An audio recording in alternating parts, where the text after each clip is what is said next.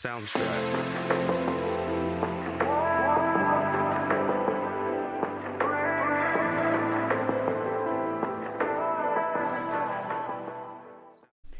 Hello, beautiful people, and welcome to the Natalie Wisewoman Podcast, where I discuss different topics related to becoming your highest potential.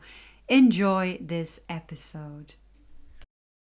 Hello, and welcome to this episode of the Natalie Wisewoman Podcast. Today, I am joined by Beatriz Silva. She is a human design and a manifestation coach and expert, and I'm so excited to be discussing human design on this podcast. It is something that I have been learning more about in the past years, and the more I actually learn about it, the more it just makes sense that I kind of understand myself. So it's really about learning to know who I am and remembering who I am. And it's been really helpful to kind of understand how I show up in this world and how I act in this world. And that's why I want to, bring an expert on here to discuss this topic, because I think other people can also, use this as a tool if they feel like it resonates. So welcome to this podcast, Beatriz. And first of all, I would like to ask you, for someone who's never heard about human design or has no idea what it is about, can you explain just quite simply what human design is? Yeah, sure. First of all, thank you so much for having me, Natalie. I'm so excited to do this episode with you. So thank you so much for inviting me. Yes, of course. So human design, we can describe it in two different ways. Okay, so the first way would be that human design is a fusion of some different ancient wisdoms. Like, for example, most of the people know astrology, right? So human design is a fusion between astrology, the I Ching, the Kabbalah, and the chakra system, mixed with scientific, mixed with neuroscience, biochemistry. And then we got like this system that gives us our energetic blueprint, right? It gives us kind of like a map that describes how we are energetically built, how we are meant to exchange energy with the world around you, with everything basically. And yeah, it's kind of like a map on how we can navigate life. And then the other description I like to give is that it's the science of coming home. The science of coming home to who we are, right? How we are meant, designed to be from when we were born and maybe even before, right? So this is just briefly what human design does. Right. Beautiful. Yeah. And how can someone find out what their human design is and what their kind of blueprint is? What is the information that they will need to get that? Yeah. So the information is like with astrology, like the most people know, you get like your birth date, your birth time, your birthplace, and then you're going to generate a chart. In human design, we call this the body chart. And when you generate the body chart, you kind of like get what I like to say, a manual, like if you were a book, you will get like, this is the book, Natalie, right? And then the body chart is going to be the first page that tells us what the book is about. And based on that body chart, we gain like every type of information that you can find about yourself. Right. So your energy type, how you're meant to exchange energy with the world around you, your intuition, how your intuition communicates with you, your gifts, your life purpose, your best environment, like a lot of information we could get about you on how you were designed to be and how you operate, and also on how you are maybe designed, or maybe where you are prone to get lost in conditioning. Right? To get lost into all this, what the world tells you how you should be, right? And we can then see, okay, no, this is how you are designed to operate. And when you can move to that and operate from this type. Yeah. Yeah, thank you. That's really beautiful. And for someone who who wants to get a chart, I think it's possible to get those online. I think you can get them even free. And if someone doesn't know the exact time of birth, it's actually possible to just send an email to the hospital. That's what I did. I just sent an email to ask for the hospital that I was born at and ask for the exact time. So that's probably the easiest way if someone was born at a hospital, then. Yeah, definitely. I mean, like, of course, the most easier way would be like to ask mom and dad, right? Or maybe even like the grandmother, a sibling or someone else. But most of the time people forget that they can really ask the hospitals, right? Or the midwives. They're all like, not always, it depends on where we are born in the world. Like I was born at a place where there are not so many registers. But luckily my mom had it. But we can still oftentimes get a document, whatever, with the time. And even if you don't have the correct time, I always say that you can still look up your body chart and then you just generate it at different times. Especially when you have like a professional reader, you can always have a look at the different times and then you can see, okay, some things don't even change. Like the most important things don't even change. Maybe just subtle things change. Sometimes even nothing changed. So it's definitely worthy to play with it and see, and give it a try and just see if it really changed and just play with the information that you can get. Yes, because it's basically taking the constellation of the astrological constellation of when and where you were born. So that doesn't change that much in a day, but sometimes it doesn't. Sometimes it doesn't even at all. Like with some people, it doesn't change at all, just like very, very subtle things. And with some people, it changed a lot. So it, like for most people, I definitely advise to just see, because sometimes nothing changed. And then you can just have such a beautiful tool at your feet and just play with it. And it's for free, like at various sites. So that's very cool. Yes.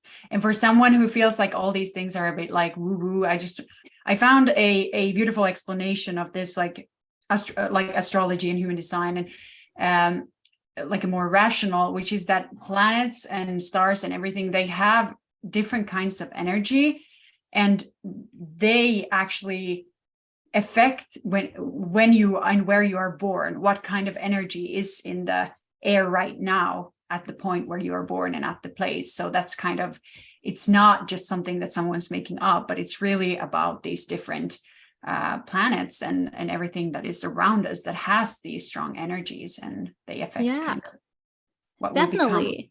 I mean, the most obvious example is the moon, right? This is the most obvious example of a planet, of something in the air that literally affects our planet, that literally affects the water. We can even see it, right? Like this is the most obvious, and we are water beings, so it somehow affects us. And so it is when you're born. It's like a printer. Like when you want to copy something, when you want to print something, right? You have the moment where the printer imprints the paper. And this is what happens when we are born, like based on the things that are going on around us, the planets, the energies, we are imprinted with this energy on the moment we are born. So even though we cannot see it, it does not mean that it doesn't exist, right? So it's really real. Yes, for sure.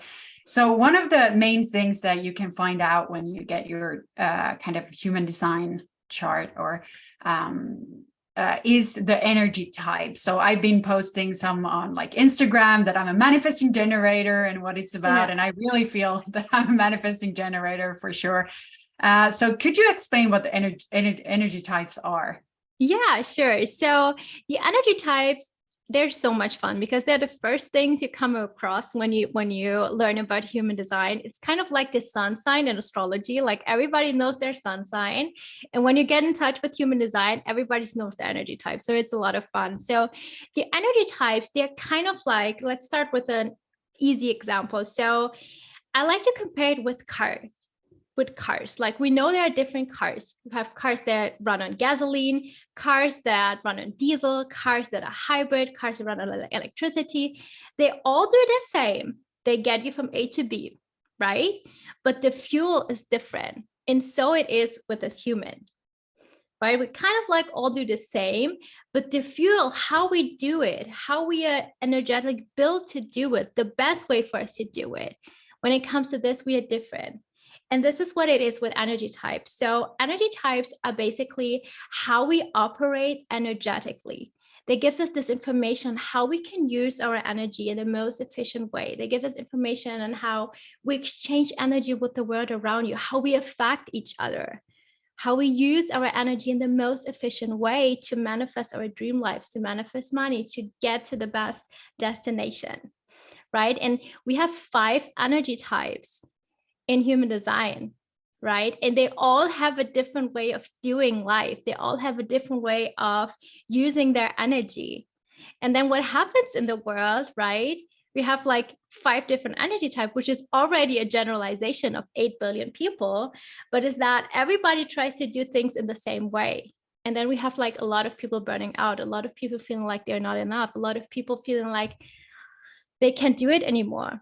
And it's because they're not operating like how they're supposed to operate. They're not using the energy in the way they're meant to use it, right? So as a resume of what I said, energy type basically tells you how you operate energetically, how your energy functions, and how you can use the energy in the most efficient way so that you get the most outcome, right? So that you get the fastest from A to B, but in the easier way for you, in a flowy way for you. Yes. And for me, it was really helpful to understand that I was manifesting generator and what it meant, because, for example, I'm a person manifesting generators. It's very typical that they like to have a lot of balls in the air at the same time. So they can have like 5 projects at the same time. And that's what I've been doing all my life. I'm here and there and there and there and there. And for someone, it could be like, you have too much going on, like maybe you should stop that. But then when I know that that's actually how I function best, then I can trust that, okay, I shouldn't listen to people that are like, oh, you should just focus on one thing. But no, actually, I function best when I have these multiple things in the air at the same time. And another example is that I found out that manifesting generators, basically, they don't always have to complete something, but they can start something, and when they have gotten what they need out of it, they can just stop doing it. And for example, I went to study theater in Stockholm when I was 16, and I quit after a year. I started my PhD and I quit, and like, you know, in my mind, I'm like, oh my God, I'm giving up and I'm so bad, you know, and all that. But then when I found out that actually I got all that I needed from those things, so it was okay to not finish it. Like, it's only societal expectations that, oh, you have to finish this thing, you know. But then you find out, okay, but I actually, you know, I don't need to do that. Like, if I feel like, okay, I got everything I needed and it's not exciting me anymore, it's not giving me, you know, that kind of, you know, it doesn't light me up anymore, then I can go and do something else. And I don't always have to finish a book. I don't always have to, you know, just because it's expected of me. Yeah, totally. And that's the thing. This is one of the things that I love the most about human design, because it gives us validation. It gives us validation about how we know we have always been, and that it's correct to be this way. Because deep in us, we know that. Like, I'm a manifesting generator myself. Like, I have had the strangest like interest ever, like going from this to that. They have nothing in common with each other, like fighting in horses and dolphins, and at the same time dancing, like all of them together. I wanted to do them all, right? And I stopped them also all at a certain point. And then all of the time people were telling me, you're such a hot mess, your life is so chaotic. And when I got to know, as you, that I'm not meant to have this linear path, it just gave me that peace of mind, and it just gave me that validation that, yeah, everything is correct with me. Actually, it's perfect, right? I just need to follow this way, how I always wanted to do things, and not listen to anybody else, right? And it's the same with other energy types. Like, we have the projectors, for examples. The projectors, like, everybody who listens to this and is a projector, I bet you've listened that you're lazy. Somebody in your life had told you, probably maybe even your parents, they tell them that they're lazy, right? Because they do things so slowly, not how people want them to do things, not how society wants them to do things, because they need to relax more. They need to, you know, calm down more, have more rest periods. But actually, they're so much more efficient than all the other energy types, right? And then they want to do things, right? They push the accelerator because they want to keep up with the other energy types. But whereas for them, it's correct to pause. It's correct to sleep longer. It's correct to do things so much more slowly than society thinks that they're doing, because when they do something, it's much more efficient, right? So it's like all of those things, right? And this is what human design is so cool, because it just gives that validation, that peace of mind that everything is correct with you, and that you can keep on going on how you wanted to do things, or maybe you can come back to how you always knew you were, right? So that's pretty cool about that. Yeah, I really love that it's kind of validating. And it's cool. I have a few people that are really close to me that are projectors, and Yeah. it's so nice because they actually see things in a very different way. They have like a different viewpoint of life, and they usually kind of tell me like, Natalie, maybe you haven't thought about this, that maybe people see things in a different way than you do. And I'm always like, oh wow, you might be right. And like, I'm learning from these people. It's great to have different energy types in your life because they have a different kind of way of looking at things. And and we all have a different task. Like based on our energy type, we all kind of like do something else. We're here to do something else. Like we have the visionaries, we have the doers, right? We have the the projectors that are here to improve things. We have the reflectors that are here to mirror things back to us. We all have like our unique function. We are not here to operate like everybody else. We are here to do our specific task, and that's perfect enough.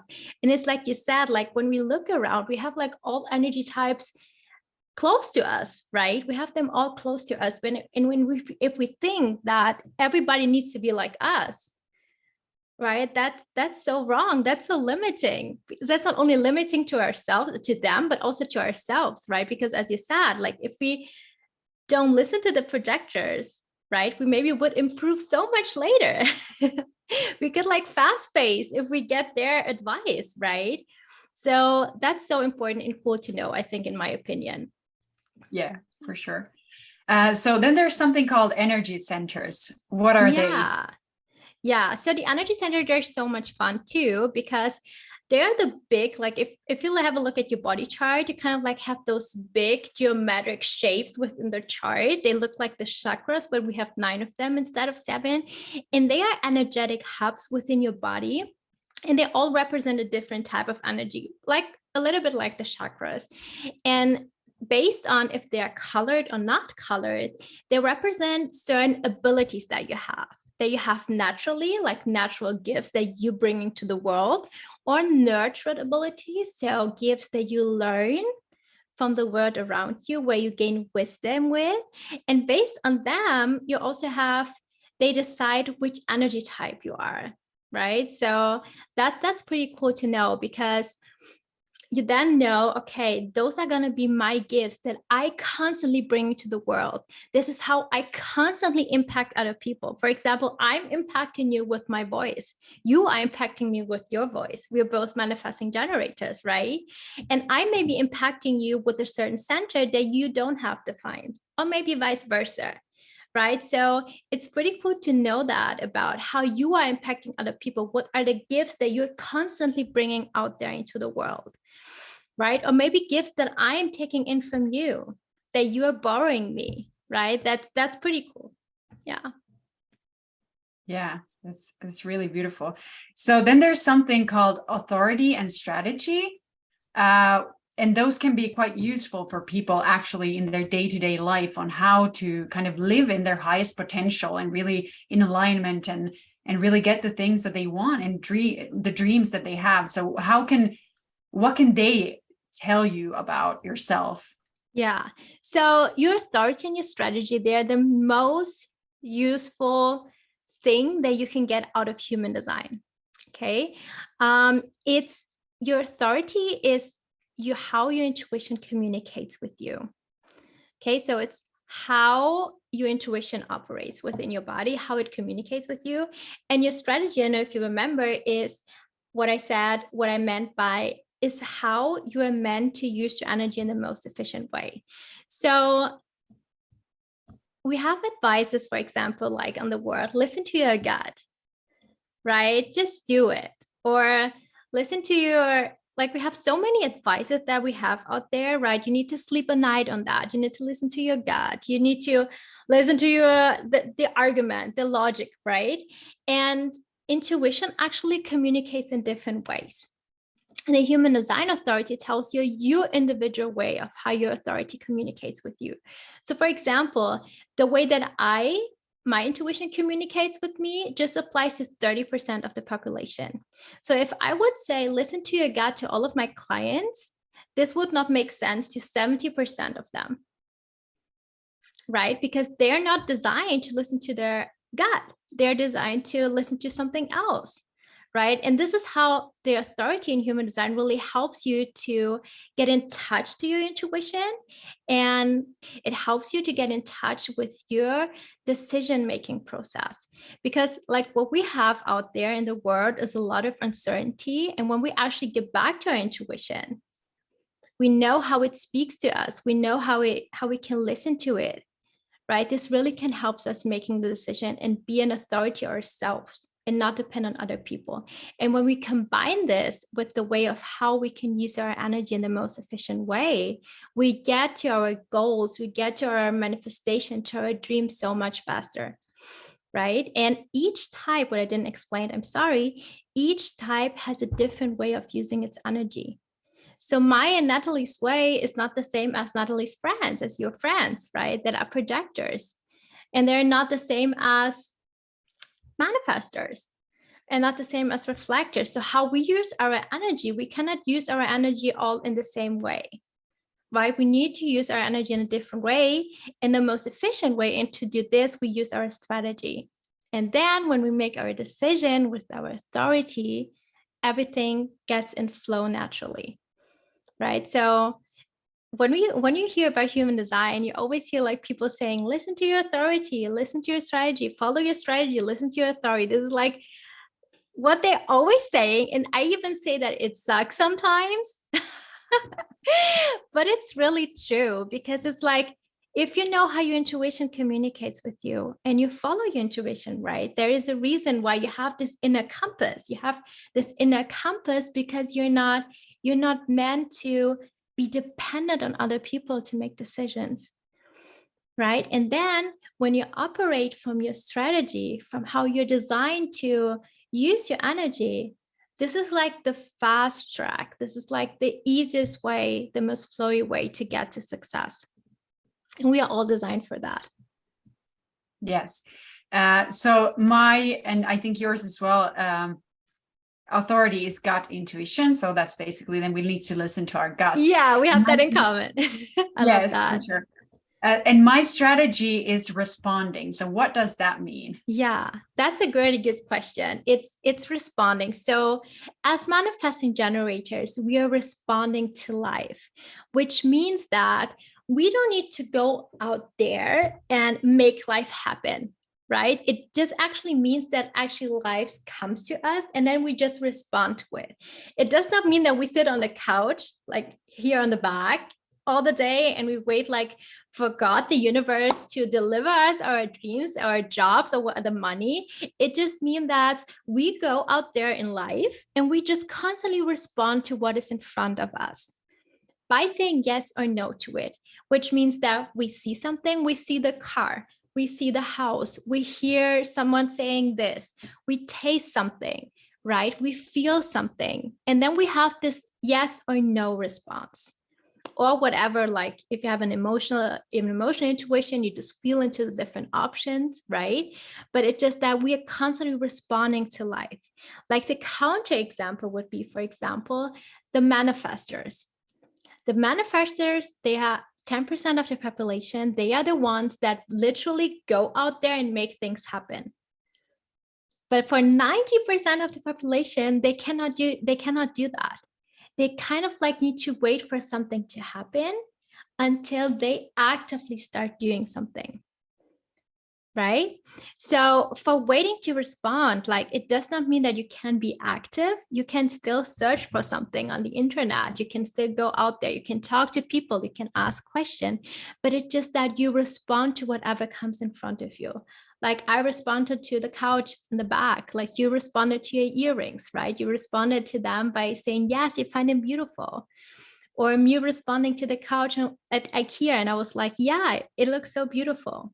I need to buy it, right? This is what is meant by responding to life. Yes. So that's the way that we kind of just act in life and our strategy for. Yeah, this is the way for us to use our energy in the most efficient way. If I'm hustling all the time because I think I need to be doing, but it has no direction, right? I'm going to feel frustrated. I'm going to feel exhausted. I'm going to burn out because I'm not using my energy efficiently. For me to use my energy efficiently, for example, if I want to find a new job, right? Because I'm so frustrated in my current job, like a very common situation for a lot of people, right? And the way to respond, apply to here would be, okay, I look for jobs, right? I respond to them with yes and no. If no is coming all the time, I don't need to apply to them. I don't need to say yes to them. I just need to go and send the application to the jobs where I feel like there's an excitement coming up, right? Whereas I would get frustrated if I be like, oh my God, I need to send 200 applications, right? I'm going to be exhausted by the end of the day because I'm going to be at the work that I'm hating. I'm still writing the application, doing the household, like doing way too much, right? Instead, if I use my energy in an efficient way and just apply to the ones where I have a positive response to, right? So yeah, this is how to use the energy efficiently. Yeah, that makes a lot of sense. And I think that's why it's so nice to know these things, because then you know how you should act and not you're not acting out of someone else's expectation of how you should act or how you've been conditioned by your parents or society or, you know, your teachers or something. But it's really about, no, this is the way that I should do things. And this is the way, you know, again, validation of how we are designed. That's the human design, you know. Yeah. And it's validation with security, certainty. Because what I feel like a lot of people are, and I've been there myself, like we are born into this world and then we have a lot of conditioning. Like we get like the school, our parents, like we get like all of those layers on top of us. And sometimes it does not happen to everybody. Sometimes we kind of like lose ourselves. And by losing ourselves, we kind of like start to feel very uncertain about things, right? We feel very uncertain. We just don't know in which direction we should go. We just don't know what we should do. We just don't know what we should approach, where to start, right? It's a lot of uncertainty.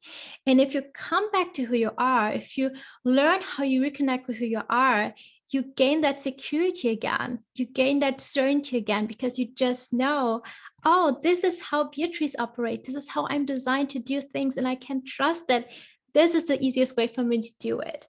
Right. And then I just approach things this way, right? It just gives us certainty in how we can move in this world, how we can navigate this complicated world, right? It just makes our life so much easier. And that's, I think, one of the most beautiful things about that.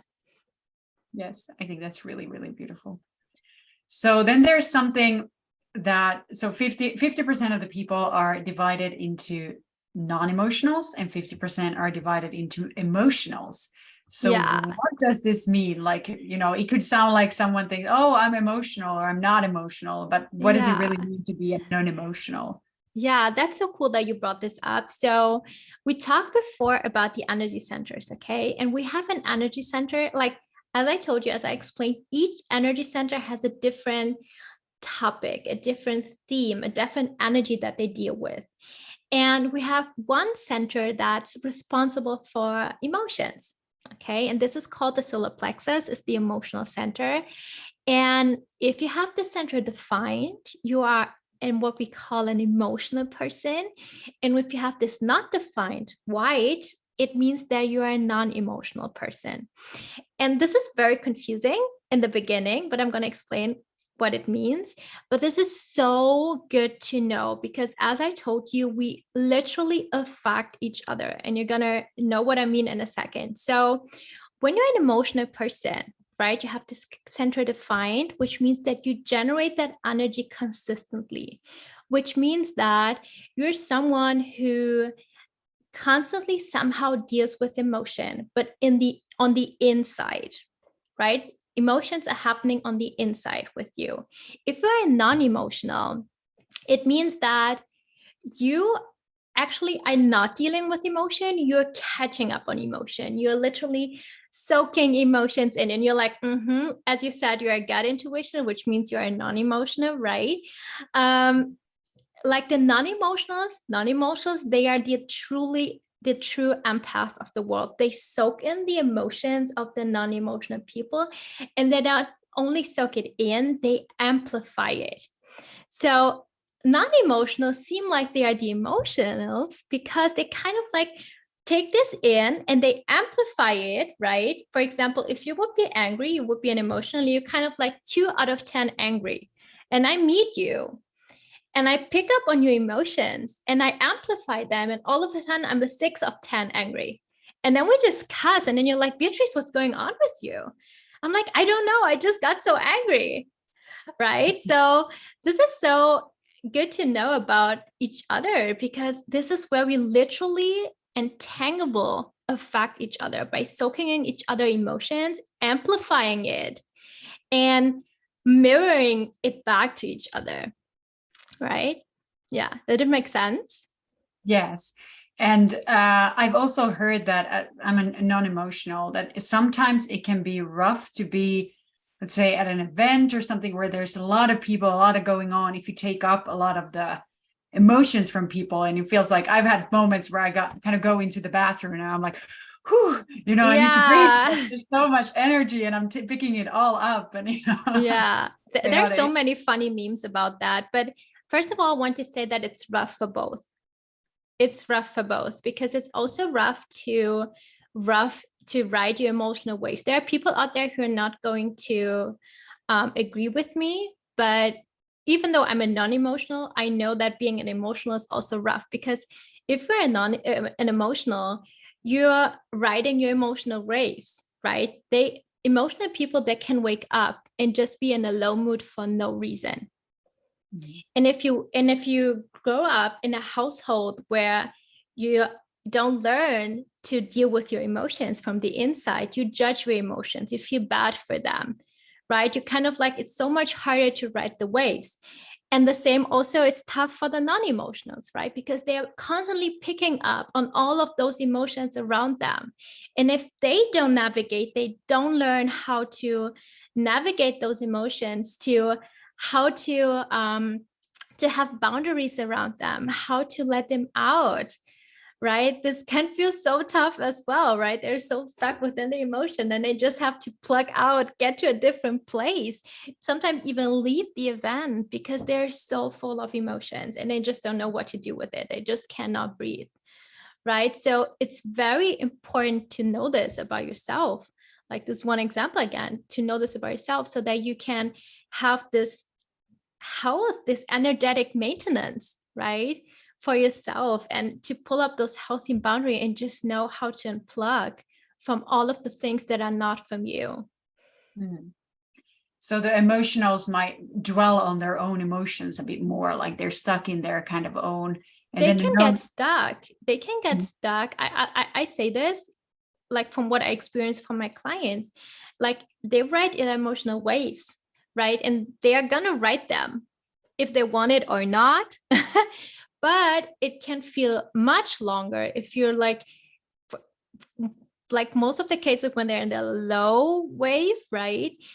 Like they can feel like they get stuck because they're like putting too much meaning on it. They're judging themselves for it. They're feeling even better about it, right? And it's like this downward spiral. Whereas if they would just accept that things are the way they are and just let it pass through and maybe do some sports, like things to move the energy in the body, it would move a little bit more faster, right? But if they don't learn how to do that, if they don't learn this about themselves, they can get like a little bit stuck in the process, and it will feel much heavier than it like it's meant to be, right?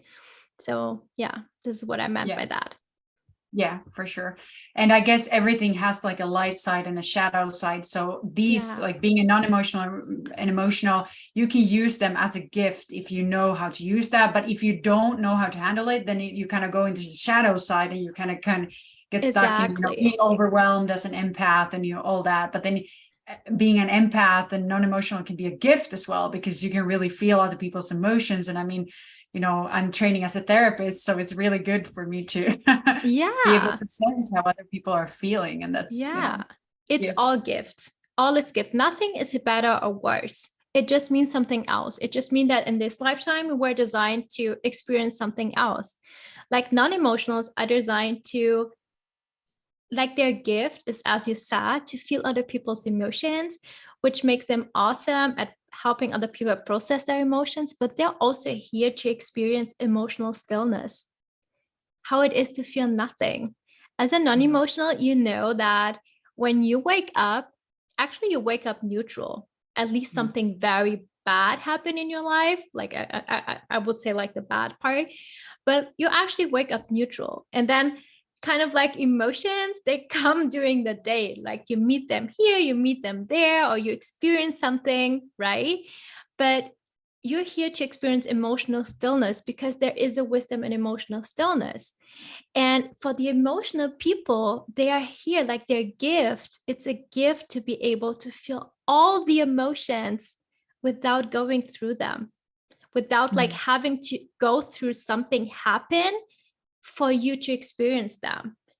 Like they have the wisdom in being able to know what everything feels like. And this is also a beautiful gift, right? They can also help other people with that. So nothing is better or worse. It's just a different experience. And everything can be used as a tool for your highest potential and really what you came here to do. So I mean, and we touched upon gifts, and I want to move or talk about gifts a little bit more. And so when you do the chart, you can also get different gifts. And it was really interesting to find out that my greatest gift is number 36, and it's dealing with solving emotional issues. And I was like, oh my God, of course. Like, and I've had it from so many, like I've done other, like a soul purpose reading, and I met a psychic once, and she was like, oh, you're like a nurse, healer, helper, something like this. She was like, what do you do? I'm like, I was in finance, but I'm training to be a therapist. And she was like, oh, okay, that makes sense. That's and I'm like, okay, so my greatest gift is solving emotional issues. It makes sense to be a therapist. And, so everything just makes sense. I'm like, oh my God. I love that. The gifts make up then a life theme, right? Yeah. So in human design, let me just quickly explain this, where you have this from. So in human design, when you have a look in your body chart, you're going to find a lot of numbers. And they are totally confusing. I know, a lot of numbers with different combinations. And they are a lot of fun because they represent certain gifts that you bring into this world, that you constantly have access to, and that you constantly use, that you can use in your life, and that you probably already know about yourself. You just maybe need that validation, that celebration even about yourself. And when we have a look at your body chart, like at a certain part, you're going to find a part that calls incarnation cross. And the incarnation cross are what we say, it's kind of like your purpose in life, your life theme. And why life theme? Because it's a theme that it's always going to show up in your life. You're going to live it if you want it or not.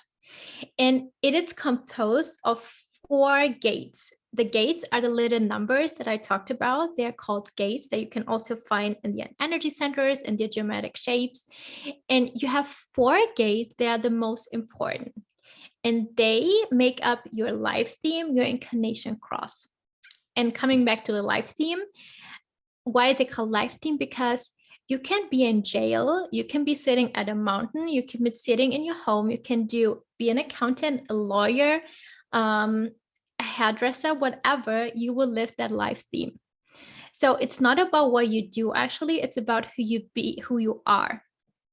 And by you being yourself, you're bringing in those gifts, right? Like for you, for example, solving emotional issues, right? Which is like a beautiful combination, that gate, because you're also non-emotional, right? So you probably did this all of your life. Somehow you always brought this into what you were doing. When you meet people, right, you somehow always bring this into whatever it is that you do, right? Because this is part of your life theme. So you will automatically live that if you want it or not. And I find this so cool, right? Because we have, like in Western culture, we have this focus on purpose. I need to find my purpose. It's like something that we do, whereas it's actually all about just us being and us just living those things. And we will automatically do this no matter what we do, by us just being it. And this is so beautiful, I think. Yeah, I think it's interesting that you say that it kind of shows up, like, no, if you don't want, like, no matter if you want it or not, like it's going to show up. And that's basically how it was. Like I went to study finance, but then it seemed to be that I was always the one solving the emotional issues in our family. Everyone was calling me, and my mom even said, like, at some point she was like, you should just become a therapist. Like this Yeah. I was like, okay. And I was interested in psychology as well, but I think it's just funny how that's kind of what I've done, like, for a long time. So it's, yeah. And I mean, you could also, like, as you said, you could also just do it without doing psychology. Yeah. Right. You're just perfectly gifted. I mean, obviously you're studying psychology because it's interesting. It's going to give you some tools to do it even better, or to help people at a different level. But you're already, like, you have everything that you need to solve other people's emotional issues. Right. So It's just like, for you, this is the easiest things for you to do, because this is just like one of your main gifts. And that's so beautiful. And one thing that I want to talk about is that you will experience this, you will do it no matter what. And as you said in the beginning of the podcast, there's also the shadow side of it, right? We can lift a gift, but we can also lift the shadow side of the gift, right? And if we don't live like the gifts that we are meant to live, oftentimes we live their shadow. So each of the gates, each of the gifts has a certain shadow, and they can navigate us, and they can show us if we are living in alignment or not, if we have a look at those shadows. Because probably in life, sometimes you are facing the shadow of gate 36, right? It was showing up in your life when you were not aligned. Right. So this is just amazing to know, because it just helps us to know if we are on the right path or not. Yeah, that makes a lot of sense. So you are a human design coach. What does that mean? And what's like, why would someone want to go beyond just getting the chart? You know, it's obviously quite complicated just to look at it. It's a lot of numbers and stuff. What can someone like get out of it, like practically, if we touched on a lot of things that you can use in your everyday life, but do you want to explain like what can someone do with a chart like that? Yeah. So first of all, I think, like, I'm a very fun person. Okay. So I always say that it's just fun. It's fun to know more about ourselves, but beyond it's being fun, it's also very practical, because, you know, like all the information, we get a lot of information out there. Like we are talking about this, right? There is a lot of information out there, but oftentimes it's very generalized. Right. And it's kind of like with astrology, we all know our sun sign or ascendant or moon sign, right? And we all know about that, but then we do nothing with it. So it's very generalized, and we are so much more unique than that. We are both manifesting generators, but we are so different because we are both so individually unique. So within the reading, or with you diving deeper into human design, you kind of like shine some light on things that I want to say that you didn't left behind, but that you can just like pull back and be more in alignment with that, and come back to who you are at your truest core, and really dive into how individual you are and how you are designed to live in this world. So it's a lot about coming to this place where you understand yourself at your deepest core. In my opinion, you don't actually need this, right? Because when you are in alignment, it doesn't matter how you come to alignment, you will live it no matter what, right? Because it's the easiest way for you to be, right? It's the easiest way. It's the easiest way for Natalie to be. If you shed like all of the layers, all of the conditioning that you are, there is just you in the core. There's just you there, right? But it's just like the easiest way to get back into alignment. So when you do a reading, or if you read a book about human design, you dive deeper, you can really find those individual pieces about yourself and understand why you have those certain gifts, why you do things in this way, why you, I don't know, have a hard time maybe you find yourselves oftentimes in situations where you have a harder time attracting money, or you have like this, I don't know, maybe this combination where you're always longing for other people to accept you, or where you have a hard time loving yourself, right? So we can find a lot about all of those things in your human design chart. So I think it's amazing to just get back into alignment and to come back to who you individually are. Yeah. Thank you for that. And if someone wants to get a reading from you or follow you on social media, what's your... So my social media is Magically Manifested. And I also wanted to give everybody that is here that listen to this my free human design beginner's guide, because I think it's just like a guide that gives you like a quick summary of everything you need to know about your energy type, your authority, and some other information, your profile, like your personality, things that we didn't touch upon due to time reason. So I can give you the link and then everybody can download it for free. And if you want to do a reading with me, feel free to check out my website or to check out my Instagram or my Linktree link. I'm very happy to guide everyone. By the way, as a human design coach, because you asked me, what does it mean to be a human design coach? Like, on the one side, sure, we have the readings, right? We have to dive deep into the charts. We have to dive deep into who you're designed to be. But on the other side, we also have like certain situations in life, right? We have like, I'm struggling with this or that.